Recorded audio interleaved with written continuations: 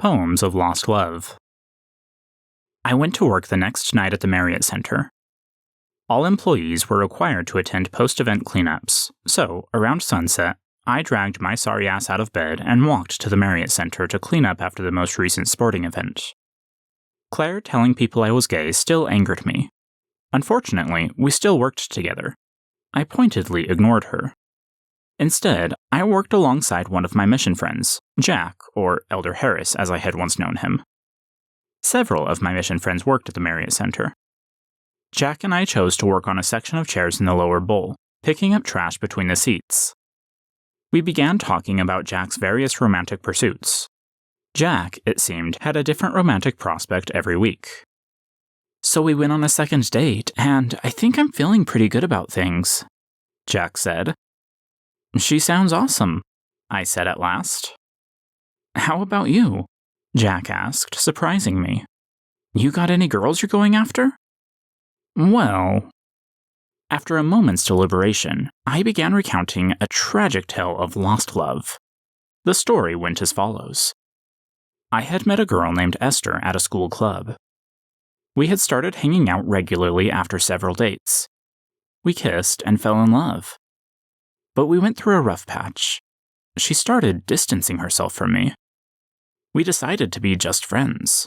I tried to convince her to date, but she was no longer interested. I didn't know what to do since I had lost the girl I loved. It tore me apart inside. I couldn't bring myself to date anyone else. Crazy. So, you really loved her? Jack looked enthralled yet saddened by my story. I concealed a grin. Everything about the story was true, except for the name and gender of the love interest. I think I did. It was strange. I had been so frank with him about my emotions. I had never talked with anyone in such a sympathetic way. He and I connected in a more real way than we ever could have, all because I tweaked a few details of my first love. It was almost as if love was a normal emotion, not defined by an arbitrary checklist for validity. The conversation would have gone differently had I told him the truth. Was it so bad to bend the truth if a lie could strengthen the friendship? Well, Jack said in a consoling voice, I hope you work things out with Esther. Me too, I said. She sounds a lot better than Claire. Claire was a difficult girlfriend for me. Seriously, I talked to her the other day here at work, and she just acted like she hated me.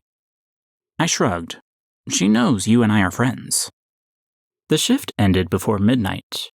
I walked home alone in the winter night air. Someone was following me. I turned, spotting a figure walking 50 feet behind me.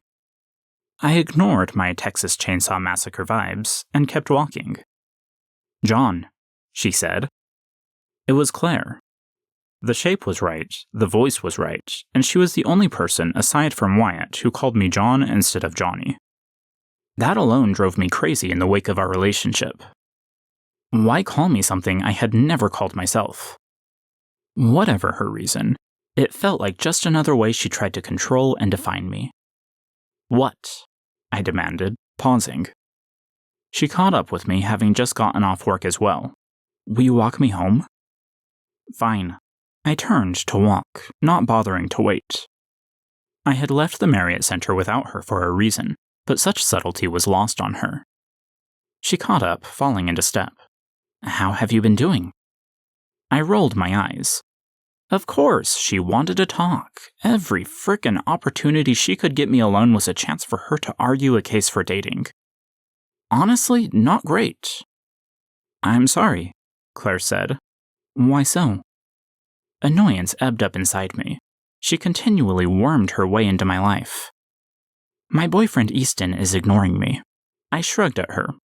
Something you can sympathize with, I guess. Claire bit back whatever pre-planned response she had prepared. She could tell I was sad, and so she was sad. But she also hated the idea of me dating men, so she probably felt somewhat vindicated because wickedness never was happiness, and I had brought this on myself.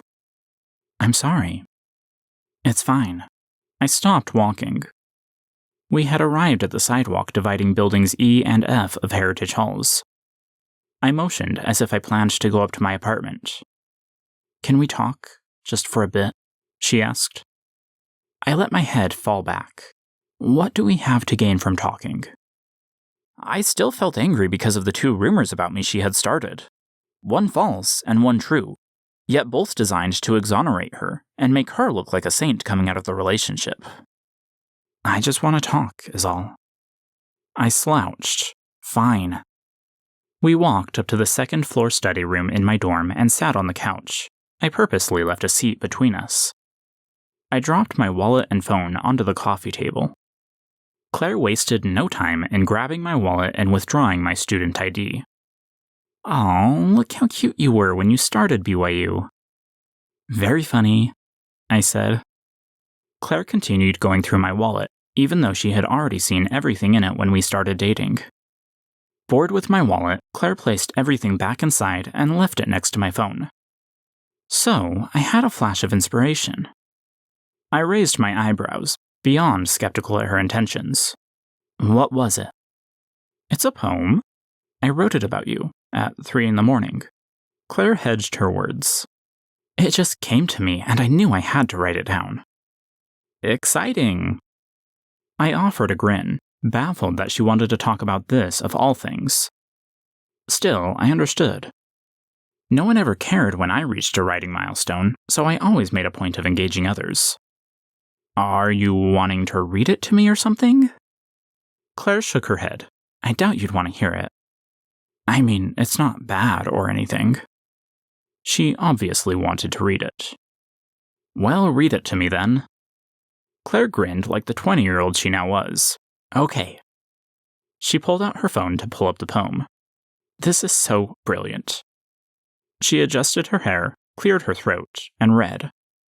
Claire's poem told the story of her crushing disappointment in falling in love with a gay man. She wrote about her desire to force the relationship and the delusion of getting him to love her in return. Claire finished reading, looking at me with apprehension. The poem was brutally honest, yet showed more acceptance than I might have assumed. I liked it. I was relieved not to lie. Claire looked at her phone and gave me a forlorn look. Thanks. We sat in silence for a time. I thought about telling her I didn't appreciate her spreading rumors about me. My vindictive attitude toward her had almost overshadowed my thoughts of Easton for the last week. I had to confront her. But I couldn't do it. She was just a freshman. She may not have handled our breakup well, but she and I were in the same position. We were both in love with a man who would never love us in return. I guess I should go to bed, I said. She didn't argue, for once. I left her at the door to the study room. I returned to my apartment, withdrawing my wallet. Extracting my student ID and flipping it over, I swiped the card to enter my apartment. Standing on the doorstep with my door ajar, I noticed a piece of paper fixed to the back of the card, a sticky note written in Claire's handwriting. I love you. I stared at the note for a long time, trying to digest exactly how I felt about it. When had she even written it? Did she have it ready for the slim chance she could slip it into my wallet? An hour ago, I could have raged at her and cursed her out. Now, my thoughts were jumbled to the point where I left a love note attached to my student ID. I tried to go to bed, but found I couldn't sleep. I was thinking about Easton. As usual, when I thought of him, I experienced a painful sensation in my stomach. A smoldering sense of loss. I curled up in my bed under the covers, wishing the pain would go away. For the first time, I wished I didn't love Easton. It would be better not to have any emotions for him. It would be better not to care. But I couldn't not care. Easton was the first person I had ever loved. The only person capable of making me love him. Words strung together in my mind, causing me to sit up. Hearing Claire's poem put me in a frame of mind to write poetry. I climbed out of bed, sat at my desk, and opened my computer to type. You were a statistical impossibility. A figment of my imagination, a dream, a hope I dared not hope.